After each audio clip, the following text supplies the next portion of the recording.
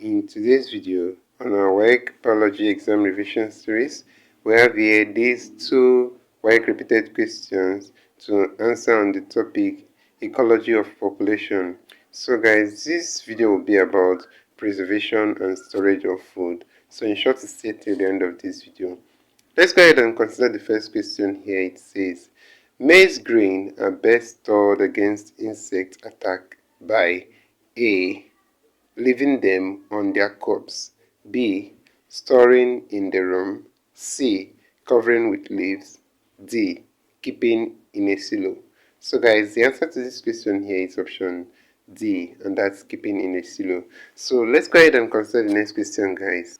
That's question number 2 here. It says, fresh milk is often kept in refrigerated vehicles for distribution to consumers in order to A. Ensure that the milk is preserved for a longer period, B. Ensure delivery of milk to customer in good time, B. Ensure proper share of fresh milk to all customers, D.